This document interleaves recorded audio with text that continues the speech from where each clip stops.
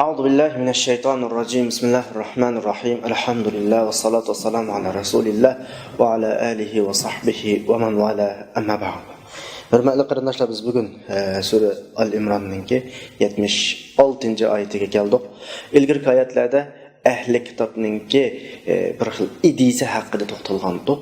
Ya'ni bizning dinimizda bo'lmagan o ummiylarninki bizda haq olmaydi. Ularning haqqi bizga haq olmaydi. Ularning mol-mulkini yavasak, omonatlaridagi xiyonat qilib olsak, gunoh olmaydi deydigan bir xil ideyasi aks etilgan mazmunlar bayon qilingan. Ya'ni bu mu hech qachon Musa alayhisolamning shariati emas, Tavratning shariati emas, Alloh osmondan tushirgan shariat emas, balki o'zlari to'qib olib, ichidan chiqarib olib, ondan keyin Allohning nomiga yolg'ondan to'qigan shariatlarningki birisi. Mushaqda Alloh subhanahu va taolo raddiya bir buningga 76-oyatda unda boshlanadi. Bala Men awfa bi'ahdihi wattaqa fa innalloha yuhibbul muttaqin. Ma şekilde başladı. Yani belki iş aksicha ularning digindek emas, ularning o'ylagandek da'vo qilgandek emas. Kim o'zining ahdiga vafo qiladi ekan, Allohdan qo'rqadi ekan, ya'ni yaxshilar bilan yaxshi yomon ishlardan o'zini saqlaydi ekan, Allohning g'azabidan o'zini saqlaydi ekan, Alloh muttaqillarni yaxshi ko'rib da'votidir. Oyatning boshidagi bala kelimesi Arab tilida ilgirki ma'lum bir ideya yoki fikr mazmuniga raddiya berish uchun keladigan fikr. Bayatdan men buni tarjimadan ifodaladim, keyingi tushuntirishdim, ifodaladim. Ilgirki ahli kitobninki boshqalarning haqqini yevasak haq olmaydi. Ummiylarninki bizning ustimizda hech qanday bir huquqi yo'q degandek gaplarga nisbatan Alloh subhanahu va taolo rad qilib qo'ygandan keyin deydi: "Men awfa bi ahdihi wattaqa." O'zining ahdisiga va'da qilgan va Allohdan qo'rqqan kishi deb ma shaklda uni izohlab bayon shaklda davom qilyapti. Bu yerdagi ahdi va'da birsi qaysi ahdi qaysi va'da degan vaqtda biz davomli bir gapni qistirib qo'yay. Darslarimizni ta'kidlab kelyapmiz. Ahli kitob uchun kelgan har qanday hukm, har qanday xitob bizga o'xshashlar o'tidi. Ya'ni bizga o'xshashlar kuchga ega. Çünkü bu yerde bekar ularning hikoyasini qilib bermaydi Alloh subhanahu va taolo. Ahli kitob bir kitob ahli bo'lib bilan o'zlarining payg'ambarga, kitoblarga, din, shariat taqozzolariga qanday pozitsiya tutgan bo'lsa va ular uning natijasida qanday bir natijaga erishgan bo'lsa, qanday oqibatga qolgan bo'lsa, biz agar shunning izini bosib maqsak, o'xshash oqibatga qolamiz. Bu nuqta kallimizda bo'lsin. Ammo bu yerda ahli kitob haqida so'zlab, Yahudiy haqida so'zlab ketib, kimki ahdisga vafo qilsa degandagi ahdi qanday ahdi? Yani bizdan bormi ahdi desa, bu yerdagi iymon ahdisi. Qanday iymon ahdisi bu? Biz Allohga iymon etdik. Allah'ın Resulü'ne iman ettik. Allah'ın kitabıga iman ettik. Allah'ını ilah deb itiraf qildik degan minutdan boshlab Allah tarafidan kelgan har qanday hukmni qabul qilaman degan bir ahdini o'zimizning ustimizga yuklagan bo'lamiz. Iymon bizdan talab qilgan har ishni o'rindash, uningga amal qilish, bo'ysunishni özümüzün üstüne yükleyen bulunuz. Eğer sen iman ettim deb qo'yib, o talep qilgan ishni qilmasan, etgan imoningning hech ahamiyati olmaydi. Imonning amaliy ifodasi ashuni qana qilishda, bo'ysunishda, amal qilishda. Masalan, Qur'oni Karimda Alloh subhanahu va taolo har qanday bir hukm, qonunni bizga e'lon qilmoqchi demoqchi bo'lsa, avval oldida ya ayyuhallazina amanu degan xitob bilan xitob qiladi. Nimishqa bizga bir hukmni tushirishning oldida bizga shuni asıltıvatıdı. İman etgan zatlar. Yani buna deganlik, iman to'xtumini tuzganlar, meni iloh deb itiraf qilganlar, sizning shu itrofatinglarning taqozosi bu. Sizning shu ahdinglarning talabi bu. Siz meni Rob deb itiraf qildinglar, iloh deb itiraf qilgan ekansizlar, bu hukmni qabul qilishinglar kerak. Eğer bana iman etmegen bolsanglar, bu hüküm üstüne düşmeydi. degandek bir ma'noni ifodalash uchun har hukm, har ahkam oyatining oldida ko'p hollarda ya ayyuhallazina amanu degan xitob bilan keltirishning sababi bu. Endi oyatda bu yerda kim o'zining ahdisiga vafo qilib taqvo bo'lsa, Allohdan qo'rqsa degan mushu mazmundan yuqoridagi mazmun tushunamiz. Endi ba'zilar bu yerda menda bir tushuncha oladi. Ya'ni kim Allah subhanahu wa ta'ala g'ibagat iymon ahdisiga rioya qilsa, ya'ni Allah qil deganni qilibdi, qilma deganni qilmabdi, butun ish harakati mushu bo'yicha bo'pti, Allah buni yaxshi ko'radi. Degan tushunchalarmi bor? Mana tushungan ahvollarmi bor? Endi bu oyatni tunji vaqtda tushuniladigan tushuncha. To'g'ri, oldingi olgan ma'nam to'g'ri, qarindoshlar. Ya'ni kim Allohga bergan iymon ahdisining taqozzolariga uyg'un yashasa, qil deganni qilsa, qilma deganni qilmasa, Allohdan qo'rqsa, Allah uni yaxshi ko'radi. Balkim sizlarning shuni tushundinglar hozirga qadar. Boshqalar mana tushungan ahvol bor.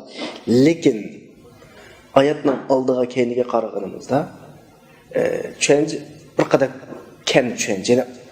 Masalaning inchki bir yerlari bormish edi. Buni hozirgidek suzab o'tirishning sababi shu inchki nuqtalarni sizlarga tushuntirish. Chunki oyatning oxirida Alloh subhanahu va taolo muttaqillarni yaxshi ko'radi deb bir natija keltirgan. Mening da'vat qilim hozir dal Alloh kimni yaxshi ko'radi degan nuqtada inchki bir tarafni sizlarga demoqchi. Ya'ni mashta qilgan odamni yaxshi ko'radi degan tushuncha nima? Yo'q. Bir nuqtaga diqqat qilinglar. Qur'oni Karimdagi Allohning yaxshi ko'rishi birovlarni. Alloh yaxshi ko'radi, yaxshi ko'rib qarab baqsanglar. Qur'oni Karimdagi yaxshi ko'rish aslo va aslo shaxslarga munosabatli emas. Alloh shaxslarni yaxshi ko'rmaydi. Alloh ish harakatni yaxshi ko'radi. Ish harakatni yaxshi ko'radi. Qaranglar, oyatning oxirisiga innalloha fa innalloh yuhibbul muttaqin. Agar birov shaxsni yaxshi ko'rdi degan tushuncha qalida o'nab qolgan vaqtda nima ish yuz berdi bilamizlar? Alloh meni yaxshi ko'rdi deb bo'lib, yaxshi ko'rgan odam deganni Alloh qanday qilib bo'lardi?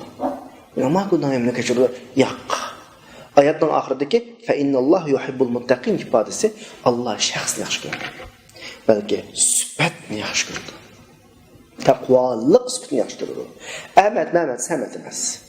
Taqvolik sifat kimda topilsa Allah onu yaxshi ko'raveradi. Har göz bu yerdagi muhabbat, Allohning muhabbati, Allohning yaxshi ko'rishi odamga markazlashib qoladi, unda emas. Sen bugun taqvo bo'lding, Allohning deganini qilding, chekligini yanding, seni yaxshi ko'rdi Alloh. Aytdi shunda bu sifat sening ajab ketdi, sen qolib qolasan o muhabbatning sirtida. Aytsi Ahmad bu sifatni o'zida shakllantirdi, Ahmadni yaxshi ko'rdi. Demak Allohning muhabbati shaxslarga bo'lmasdan sifatga bo'ladi. Adoganda kim Allohning sevgisini istasa, Allah meni yaxshi ko'rsin desa, asla mushu sifatni o'zidan ajratmasin. Uning palon o'g'anligi, pukun o'g'anligi Allohning yaxshi ko'radiganligini ifodasi emas. Yoki bir qitim yaxshi ko'rganligi davom. Unda ish yo'q. Sen ash sifat tepildimi? Muttaqillik sifat tepildimi? Davom yaxshi ko'radi. Kim bo'lgan? Shu sifat tepilmadimi? Seni yaxshi ko'rmaydi. Shu sifat kimga bo'lsa, Alloh shuni yaxshi ko'radi. Shunga biz davomli deb kelyapmiz. Dindagi kishilar o'rtasidagi, diniy kishilar o'rtasidagi munosabat, mansubiyat, zot, shaxslarga bog'lanib bo'lmaydi. Aqallisi Nuh alayhisolamning bir voqealigini eslasak, Nuh alayhisolatu vasallam Allah subhanahu wa taala buning ahlini g'arq bo'lib ketishdan qutqizishga va'da qildi. Qarasa balasi g'arq bo'lib ketayotgan. Balasi mayga chiqib ol, erkak ma'ana bizning paroxtga chiqib ol desa, kimga chiqib ol desa, yo'q. Surah Hudning 43-oyatida bayon qilindi. Qala sa'awi ila jabalin ya'simuni min al-ma. Men su chiqmaydigan igiz taqqa chiqib qolaman, men shayt saqlanib qolaman. Oyatning oxirisi bor. Shu mazmundagi. Nuh alayhisalom nima dedi shu vaqtda? Alloh subhanahu va taolo duo qildiki, "Va nada Nuhun robbahu qala robbi inna ibni min ahli."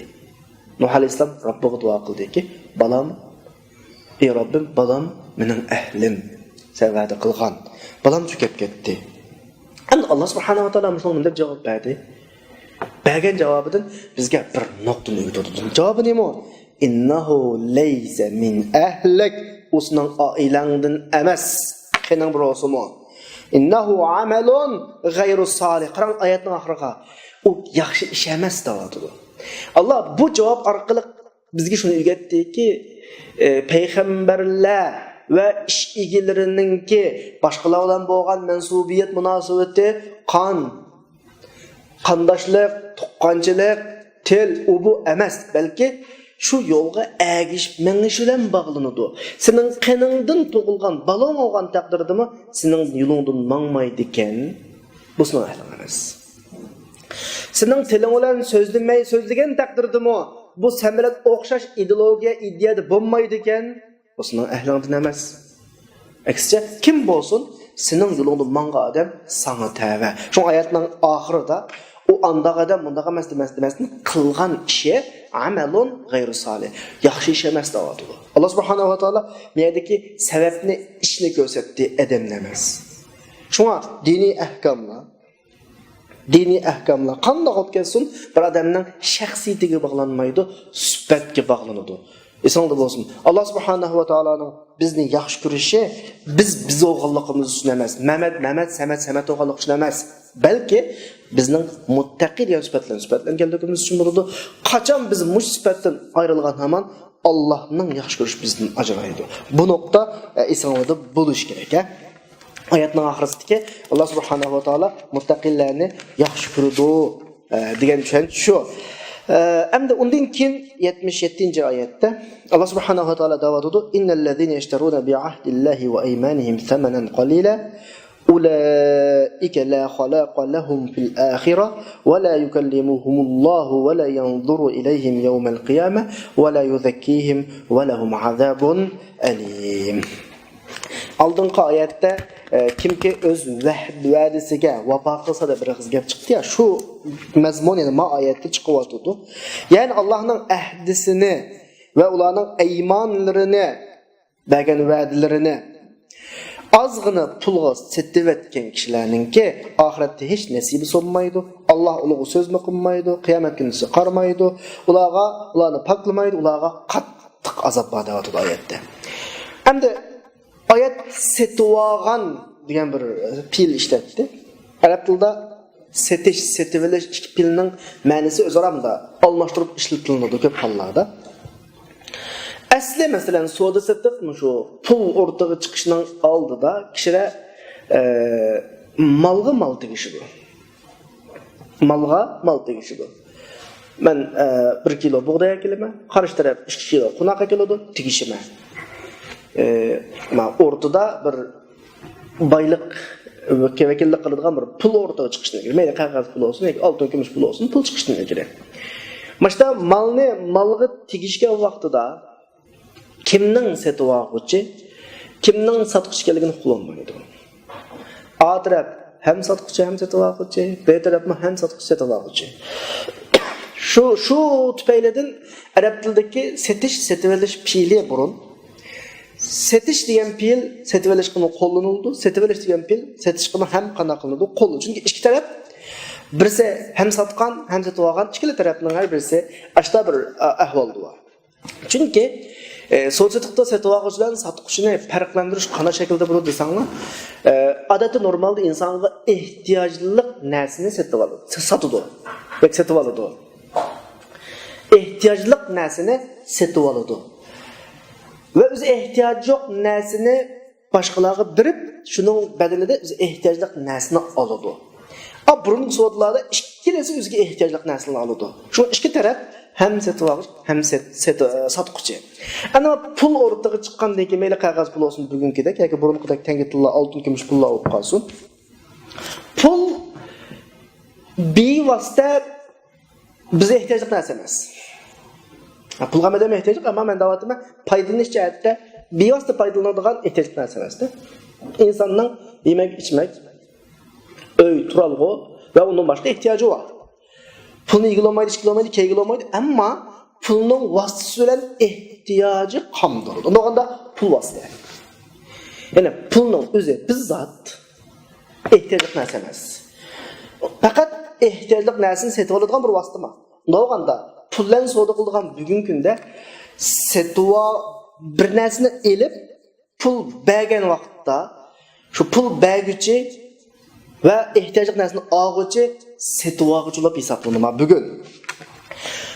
Arab tilida musha holatni ifodalash uchun ko'p hollarda pul vositasiga ba oldi qo'shilg'ichi harfni kirgizib ehtiyojlik narsani bevosita to'ldiruvchi shaklda keltirib jumla tuziladi. Bu gapni deb ketishimizning sababi chunki oyatda ashtabir ifodalangan taraflar va qarindoshlar. Oyatga qaytadan qarab baqsak, endi innallazina yashtaruna bi'ahdillahi va aymanihim samanan qalil. Oyatda va'da, ayman qatorliq Allohga bergan va'dasi, qasamlarining oldiga ba qo'shimcha kirgizuvlik. Samanan qalila bevosita to'ldiruvchi shaklda kiliklik. Endi oyatning arab tilidagi bu xil qurilmada kelishi Mavlaninki nimani qo'ldan berib, nimani ep qolganligini bizga tasvirlab beradi. Bularning qo'ldan bergani boshqalarga bervatkini Allohga bergan iymoniy ahdi va'dasi. Ep qolgani ozgina mol-mulk. Bu xil ifoda Qur'oni Karimda boshqa o'rinlarda qo'llaniladi. Masalan, sura Baqaraning 16-oyatida ulaikallazina ishtaraw dalalata bil huda. Dalalata bevosita to'ldiruvchi shaklda keliklik. Huda hidoyat bavlangilik bil hudada. Buni balkim siz tushundinglar. Bevosita to'ldiruvchi shaklda kelgani, ep qoladigan bavlan billikagini beradigan narsa emas, so'zsatiq shaklida, jumla shaklida. Shuna olganda bular ozg'unlikni ep qilib hidoyatni qana quvvatda birvatti degan ma'no chiqadi. Ma'yatdimi ahda va'da qasamlarini birvatib ozg'ini mol mulklarni ep qoldi degan ma'no chiqadi. Buni tushunish kerak qarindoshlar. Endi oyatninki tush shakliga qarasak, amaliyot oyat mushu mol-mulk oddiy manfaat mayli, moddiy ma'naviy manfaatlarning badalida o'zining qimmat qarashi bu diniy, iymoniy yo'lni tashlagan har qanday bir insonlarga qartildi bu oyat. Ammo oyatniki tushish sababiga bir ko'z yurtqinimizda Payg'ambar alayhisolamning zamonasida ocharchilik bo'lgan vaqtlarda bir bilik kishilar shu vaqtdagi boy bir yahudining Ka'bni ashrafning qishig'iga kirib bizga azroq bir narsa berib tursang, sal och qivatimiz degandan keyin bu Yahudi asli men sizlarga tamoq yemak-ichmak, kiyim-kechak bermoqchidim, pul bermoqchidim. Ammo sizlar mush odamga egishib ketdinglar deb Rasulullohga ishorat qilib shunday deydi. Ya'ni bulardan yemak-ichmak, kiyim-kechak yordam qilishning qarshiligida bu yo'ldan keyingi chekinishni talab qiladi-da. Bular biz bir o'yinib baqili deb kelib, necha kundan keyin kelib o'zlarining shu ehtiyojini deb o'zlarining yo'llaridan yonganligini, tamoq ya'ni yemek ishlar uni birdigan yordamlarini tanlaganligini ifodalagandan keyin bu bularga shu yordamlarni qilgan bo'ladi. Shu vaqtning o'zida bu oyat tushgan yani. Yani ozgina mol-mulk, ozgina bir manfaatning qarshiligida o'zining yo'llaridan, bergan va'dalaridan, bergan qasamlardan yongan kishilar degan ma'nosini o'z ichiga oladi. Gerçi oyat bu yerda bularga xos tushgan bo'lsa-mu, bular haqida, ammo biz atrofda ko'ryapmiz, jiq angladik ham o'qidik. Din mayli bir davlat oldida, bir tashkilot oldida, bir partiya oldida, bir jamoat oldida va yoki kim boyning oldida va yoki nupuzli kishilarning oldida ulardan keladigan manfaatni de yoki zarardan qo'rqib diniy yo'ldan chekinish, Allohning ta'limotiga qarshi yo'l tutishning hammasi oyatdagi o'zining ahdi va qasamlarini ozgina mol-mulkning barobarida qanday qilayotgan bo'ladi, setilayotgan bo'ladi. Bu birinchi nuqta. Ikkinchidan oyatdagi Allohga bergan ahdi va qasamlari degandan biz ilgirki oyatda olgandek iymon ahdi, iymon qasami deb tushunsak-mi bo'ladi. Yoki insonlardan Alloh subhanahu va taolo ruh dunyosida olgan insonlarga bu dunyoda bütün imkoniyatlarni beradigan, dünya mahluqatlariga bermagan aql va bermagan ixtiyorlik, ya'ni tanlash fursati tanlash imkoniyati qatorliq bu imkoniyatlarning qarshiligida zimindagi Allohning ta'limotini o'rindaydigan, tatbiqlaydigan bir omonat ahdisi var insonninki. Shu ahdisi bu oyatda tilga olingan ahdidan maqsad bo'lishi mumkin. Masalan, Sura Al-Imron'ninki 81-oyatda mushu ahd tilga olinadi. Va iz akhadallohu mithaqan nabiyina ma payg'ambarlarga vaqtdagi payg'ambarlardan olgan ahdi, o ikkinchi ahdi. Uning oldida insonlarning ruh dunyosida olgan Odam alayhisolamninki vujudidagi vaqtimizlab olgan bir ahdi. O ahdi bo'lishi undan boshqa maqsad, ya'ni ahli kitob her peygamber özünün ümmetinden ağam bir iman ehlisi var. Şu ahde bu maksat oluşu mümkün. Hazır okuyan ayet şu 81. ayet Sura Al-İmran'ınki. Ve iz ahadallahu mithaqan nabiyyina lamma ataytukum min kitab ve hikme thumma ja'akum rasul musaddiqun lima ma'akum. Her peygamberin ağam bir ahdi ve adları var. Bu buluşu mümkün. Her halda Allah bilen iman ahdisi, iman va'disiga kirgan har qanday odam bu yo'lni oxirigacha davom qilish kerak. Har qanday bir manfaatning qarshiligida bu yo'ldan chekinmaslik kerak. Agar chekinib qolgan taqdirda bularning natijasi nima bo'ladi? Ulaika oyatdagi ulaika degan ifodaning kelishi favqulodda ig'ir ifoda. Ko'rsatilayotgan bir ifoda. Ya'ni mashta qilganlar deb kelib ularni qaytadan bir ta'kidlab, masala nihoyatda aniq masala. Bularning mashta jazoga uchraydiganligi keskin masala. Buningdan hech qanday bir odam chiqib olmaydi degan ifodani ifodalaydi. Ya'ni ashula ulaika la xalaqa lahum fil axirah va la yukallimuhumulloh va la yanzuru ilayhim yawmal qiyamah va la yuzakkihim va lahum azabun alim. Ya'ni ularning oxirat hech qanday nasib solmaydi, Alloh ularga so'zlamaydi, Alloh ularga qaramaydi, ularni Alloh paklamaydi, ularga dardlik azob bor. Ham oyatdagi tarjimani tushuningmi? Ularning hech qanday nasibi solmaydi degan mazmunni ifodalagan la xalaqa degan so'z arab tilida xulq degan so'z yıldızdan chiqarilgan, xalaqadan chiqqan xulq. Xalaqani normal tarjima qilsak yaratdi deb tarjima qilamiz. An xulq ma ism, ya'ni tip ism, xulq degan shaklda ifodalansa, bu vaqtida biz buni Uyg'urchada tarjima qilgan vaqtda mijaz, xarakter deb tarjima qilamiz. Ya'ni bir ish bir odamda davomlashib, takrorlanib, oxirsida bu odamninki vujudiga shu ish singib ketsa, bu ish arab tilida nima bo'ladi? Xulq bo'ladi. Men sehiylik qildim, oxirsida sehiylik mening vujudimga singib ketdi. Mening xulq mijozim nihoyatda sehiy mard adam. Men tirishchanlik qildim, oxirsida tirishchanlik vujudimga singib ketdi. Men shu normal tirishchan odamga aylanib ketsam, bu mening xulqim bo'ladi. Rostchilik, yolg'onchilik, va bu inson topiladigan barliq sifatlar inson takror davom qilish orqali bu odamning vujudiga singib ketsa, bu bir xulq bo'ladi. Oddiysi insonlar ba'zi hunar kasblarni qiladi. Dastlab qilgan vaqtda hunar kasbda biroz tamtiraydi, ishlatadigan zavod uskunlarni ishlatmaydi. Asta mashqni qilaverish orqali, asos ishlaverish orqali kunab ketadi uningga. Bu zavodninki qo'llanish ahvoli buningga xulq, mijoz xulqiga, ya'ni u odamning butun vujudiga singib ketadi. Bir mashina haydasak, dastlab tamtiraymiz, bir necha qitim qo'zg'ab o'chiramiz, masalan, kin xiyolmi qilmay uningdagi qoidalarni, nimani burun qilamiz, nimani keyin qilamiz, o'ylanmasdan bir mashina haydaymiz. Bu mening xulq. Ya'ni men bu yerda bir qancha qitim bu jiq misollarni olib ketishimning sababi xulq degan so'zningki nima ekanligini tushuntirish. Bir til o'rganganlar bor aramizda. Til dastlab o'rgangan vaqtda grammatikalarni o'rganamiz, jumla quruqni o'rganamiz. Bir yangi o'rgangan jumlalarni tarjima qilsak, u o'rgangan jumlalar kalimimizdan qechib, uni eslab baqa, mushta bir ahvol bo'lib, asta hech nimani o'ylanmasdan bizning og'zimizga u o'rgangan til ravon chiqib ketadigan bo'ldi. Mana bu shu vaqtida shu til bizga nisbatan xulq, arabchadagi xulqqa aylangan bo'ladi.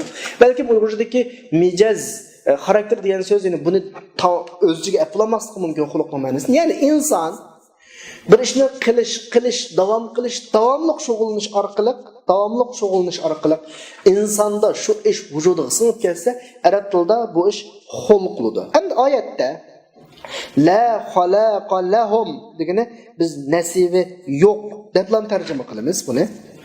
Nasibi yo'q deb tarjima qilamiz. Xulqning asli ma'nosini bir ish davomlashish orqali uzun mezgil bir odamning vujudida shu farq etammigidek, ya'ni o'zi o'ylanmasimi qilg'udek bir darajaga aylanib ketadi ya. Ya'ni oxiratda bu ish bunda yeni velish fursati yo'q. İkinci qatim uni qaytadan asliga akagilolmaydigan bir holat xalaq bu hisoblanadi. Mashta nasib, ya'ni oxiratda erishadigan nasib bu odamga nima bo'lmaydi degan ma'no chiqadi. Ya'ni inson yani bir nuqtada aytgan vaqtda dunyoda to'g'ri yo'lda mangan inson bir ishni qilib nurg'un ishni mahrum qilishi mumkin. Nurg'un nasibalarga erishamaslikka mumkin. Dunyoning qonuni. Oxiratga borgan vaqtda la xalaqa lahum. Dunyodagi o'xshamaydigan bir qon, ya'ni to'liqlik bo'lmaydigan, ikkinchi qilib erishamaydigan degandek bir munosabatlar bog'lanishi mumkin. Ammo biz normal tarjima qilgan vaqtda la xalaqani mukofot, jazo, nasiba, uyg'urchaga nasiba deb tarjima qilamiz. Bu shaklda tushunsak bo'ladi. Balkim aslidagi xuluq degan ma'nosi bilan yana nurg'un jihatda shu nasiva, o'lish, jazo, mukofot degan ma'nosida boshqa jihatda bog'lanish bo'lishi mumkin.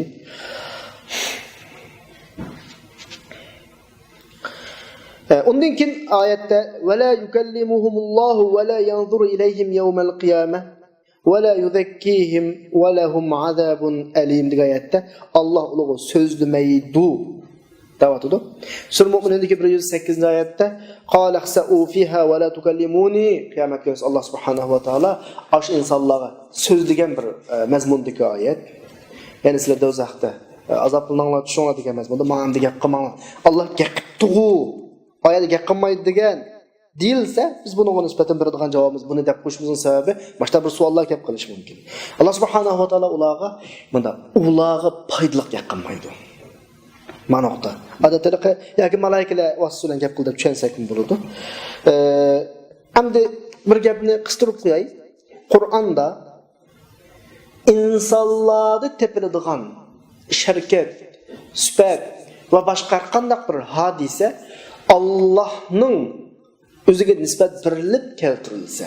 Masalan, insonlarning dunyoda qo'l, pot, ko'zi va so'zlaydi o inson, qaraydi, ko'radi, o'ltiradi, masalan, tushidi o inson dunyoda, urilishidi.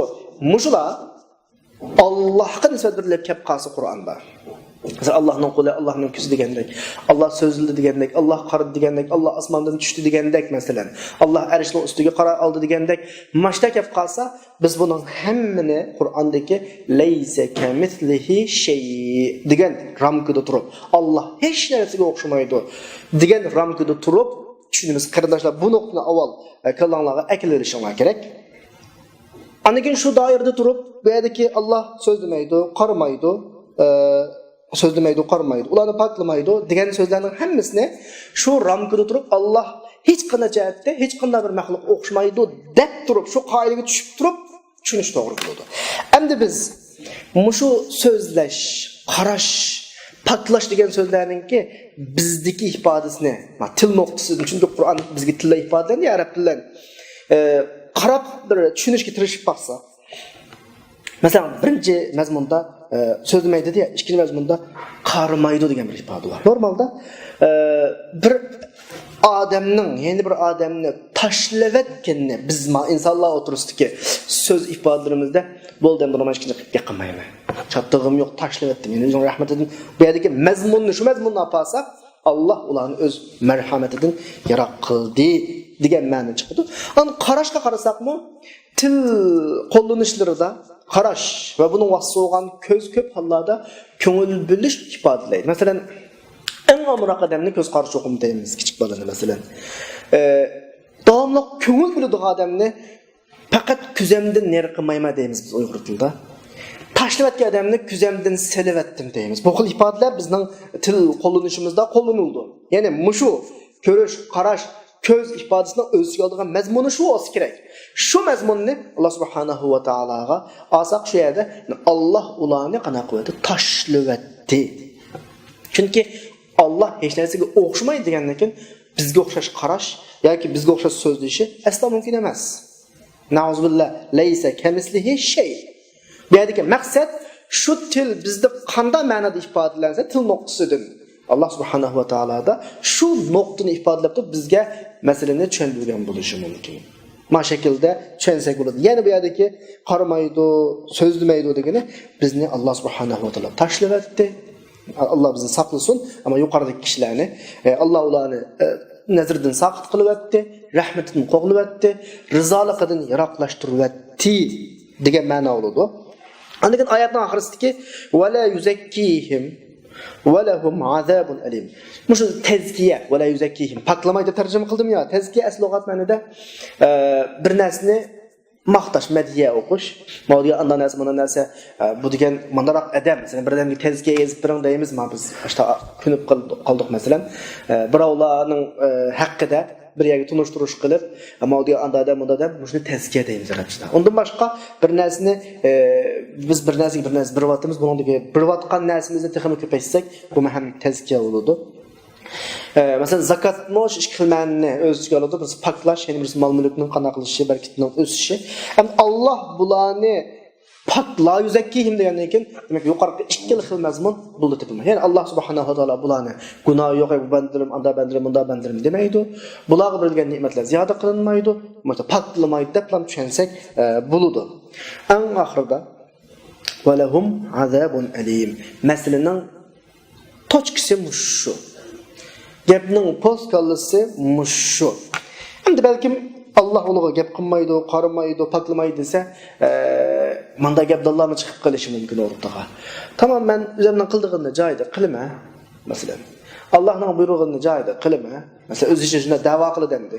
Men qarmasimi, men so'zlamasam, paklamasam, men ustimga tushgan vazifalarni hammani qilsam, tabiiy joyida qila olsa, Allohning unda qilmaydigan ish yo'q, lekin o'zining da'vosida Allah meni jannatga kirsin. Bular avrida deydigan mandaq bir gapdalla nisbatan gapni kasdiki yo'q.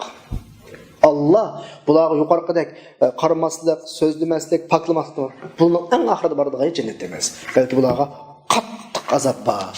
degan shaklda gapning oxirini qana qildi bo'g'di Alloh subhanahu va taolo.